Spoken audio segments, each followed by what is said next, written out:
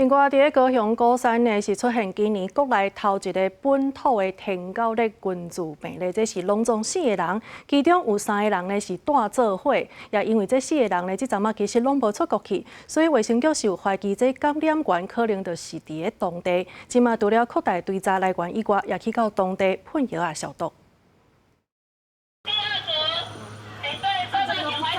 卫生局人员一号确认名单了后，就准备和环保局的人入去喷药啊消毒。高雄鼓山区2号出现今年台湾头一个本土的天狗热病例，而且一困头就是4例，其中有3例，阁是带做伙的亲人发生天狗热群聚感染。卫生局26透早随紧急消毒，有民众赶紧将恐怖先载出去，嘛有人将内伫外口的衫裤先收咧，较免去倒着药啊。民众讲，知影发生天狗热，即阵啊会加强预防。我会穿长的长裤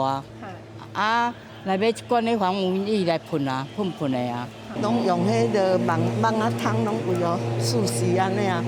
哎呀，你看阮拢，蚊仔汤拢微调的啊，阮拢唔敢用开啊。 卫生局表示，这摆群聚感染上起头是因为50外岁查甫人23人艰苦，出现头壳痛、想要吐、食袂落镜头，24去病院检查才验出天狗热。卫生局扩大采检179人，发现带做伙2位亲人甲厝边拢患着天狗热，目前拢已经带院治疗。卫生局讲，因为这4人最近拢无出国，感染源到底对倒归来的，阁爱追查。因为伫个案徛街附近发现真侪大网虫的生产点，也随展开摒扫消毒。会针对 当地社区